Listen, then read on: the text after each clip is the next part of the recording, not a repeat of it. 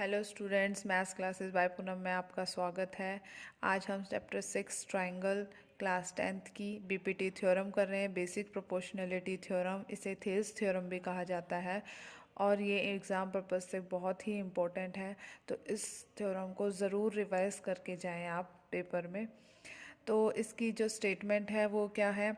If a line drawn parallel to one side of a triangle to intersect the other two side in distinct point, the other two sides are divide in the same ratio. Hindi में, यदि किसी त्रिभुज की एक भुजा के समांतर अन्य दो भुजाओं को भिन्न भिन्न बिंदुओं पर प्रतिच्छेद करने के लिए एक रेखा खींची जाए तो ये अन्य दो भुजाओं को एक ही अनुपात में विभाजित करती है। इसका मतलब क्या है कि एक ट्रायंगल है और ट्रायंगल में अगर एक लाइन बीच में खींच दी जाती है और वो जो ट्रायंगल की साइड के पैरेलल है, ठीक है, समांतर है, और ये जो लाइन है ये दो साइड्स को दो पॉइंट्स पर प्रतिच्छेद कर रही है, इंटरसेक्ट कर रही है, तो ये जो लाइन है इस लाइन के और इस लाइन के साइड्स को सेम रेशो में डिवाइड करती है, सेम रेशो में दिखाते हैं। तो सबसे पहले जो है हम लिख लेते हैं गिवन क्या है, टू प्रूफ क्या है, कंस्ट्रक्शन क्या है। जो ये डॉटेड लाइन लगाई है ये हमारी कंस्ट्रक्शन है, ठीक है। तो हम सबसे पहले लिखते हैं हमारा जो टू प्रूफ है, सबसे पहले, ठीक है, वो लिखेंगे हम। तो हम लिखते हैं, सबसे पहले ये चीज़ें लिखनी चाहिए हमें कि हमें गिवन क्या है, क्या दिया हुआ है, हमें टू प्रूफ क्या करना है, क्या प्रूफ करना है, क्या निकालना है, क्या सिद्ध करना है, और जो हमने कंस्ट्रक्शन की है वो लिखनी होती है कि हमने क्या एक्स्ट्रा चीज़ इसमें अपने खुद की तरफ से बनाई है, ठीक है। ये तीन चीज़ ज़रूर लिखनी होती हैं और डायग्राम हमेशा पेंसिल और स्केल का यूज़ करके ही करना होता है पेपर में। तो गिवन क्या है हमारे पास? गिवन ये है कि जो डी ई है वो पैरेलल है बी सी के, ये वाली लाइन इस लाइन के पैरेलल है। एक तो ये गिवन है, ठीक है, D E is parallel to B C, और ये इसको इंटरसेक्ट कर रही है दो पॉइंट्स पर। हमें प्रूव करना है कि जो ए डी ये वाली लाइन है इसके दो भाग हैं, A D by D B, और वो किसके इक्वल हो जाएंगे? ए ई बाई ई सी, ठीक है, इस लाइन के प्रोपोर्शन हो जाएंगे, ठीक है, सेम रेशो में डिवाइड करती है ये। कंस्ट्रक्शन क्या किया है हमने? हमने एक बी ई और D E, B E draw की है line, draw line B E and D C. और क्या किया है हमने ई एन परपेंडिकुलर डाला है ए बी पर, और जो डी एम है वो भी परपेंडिकुलर डाला है ए सी पर। ये हमने कंस्ट्रक्शन की है, ठीक है। तो अब क्या है, अब हम स्टार्ट करते हैं अपना क्वेश्चन। अब हमें प्रूव करना है ये चीज़। तो सबसे पहले हम क्या लेंगे? एक ट्रायंगल लेंगे ए डी ई और उसका एरिया निकालेंगे। Area of triangle A D E, किसी भी ट्रायंगल का एरिया जो होता है वो क्या होता है? Half into base into height, ठीक है। हाइट मतलब जो हमने उस पर परपेंडिकुलर डाला है। तो इस ट्रायंगल के लिए जो बेस है वो मेरा ए डी है और जो परपेंडिकुलर आ रहा है वो मेरा ई एन आ रहा है। तो इसका जो हो जाएगा वो क्या हो जाएगा? हाफ बेस हो गया ए डी और जो हाइट हो गई वो हो गई मेरी ई एन, ठीक है। ऐसे ही मैं एरिया निकालूंगी बी डी ई का।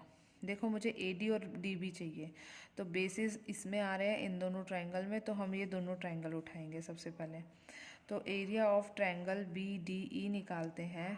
बी डी ई में ये हमारा बेस हो जाएगा और ये परपेंडिकुलर है इस पूरी लाइन पर, तो ये इस ट्रायंगल का भी परपेंडिकुलर है।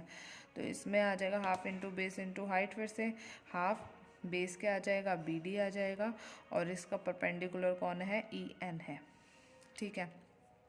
उसके बाद हम दूसरे वाले ट्रायंगल लेते हैं, क्योंकि मुझे यहाँ ए ई चाहिए और ई सी चाहिए। तो ए ई बेस किस में आएगा? जब हम ट्रायंगल लेंगे ए ई डी, ठीक है। तो वही area of triangle A D लेंगे, पर अब की बार परपेंडिकुलर हमारा दूसरा हो जाएगा। तो area of triangle A E D में जो हमारा बेस है अब की बार क्या हो जाएगा? ए ई हाफ इंटू ए ई, और जो मेरा परपेंडिकुलर है वो क्या हो जाएगा? डी एम हो जाएगा, ठीक है। इसी तरह से हम इस ट्रायंगल का एरिया लेंगे, इस वाले ट्रायंगल का DEC।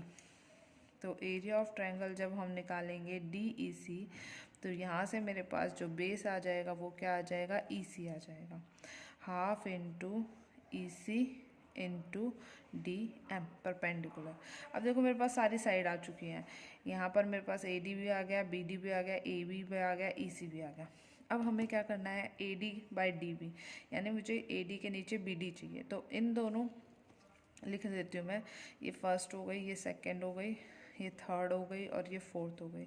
अब मुझे AD/BD चाहिए तो इन दोनों को डिवाइड कर दो, और AE/EC चाहिए तो इन दोनों को डिवाइड कर देते हैं।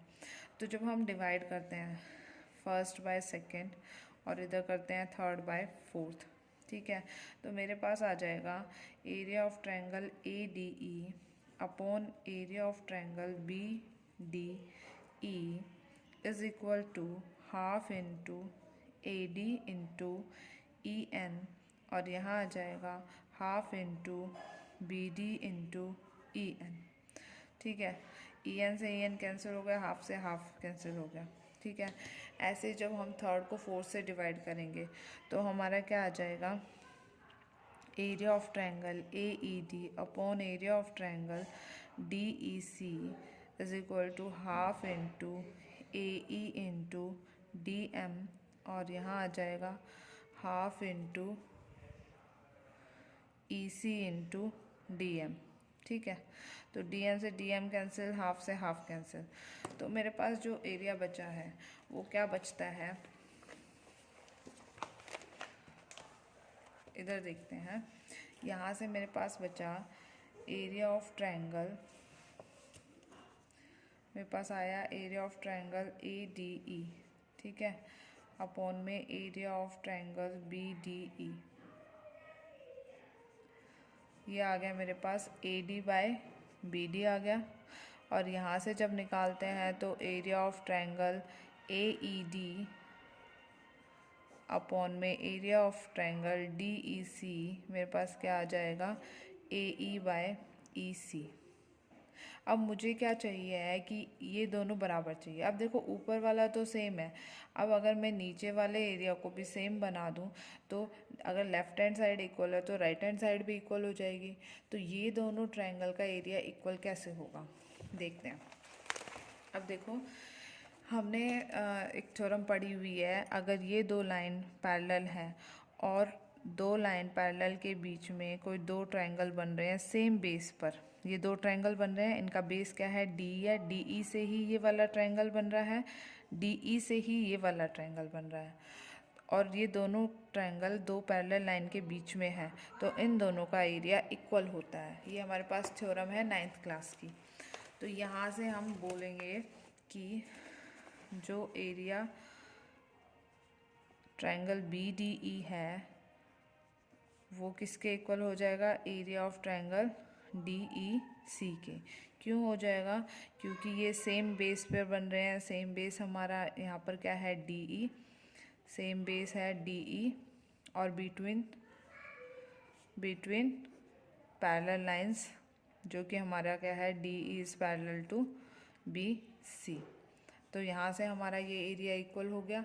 अगर नीचे वाला एरिया भी इक्वल हो गया और राइट हैंड साइड इक्वल है तो यहाँ से हम क्या लिख सकते हैं, हमारी लेफ्ट हैंड साइड भी इक्वल होगी।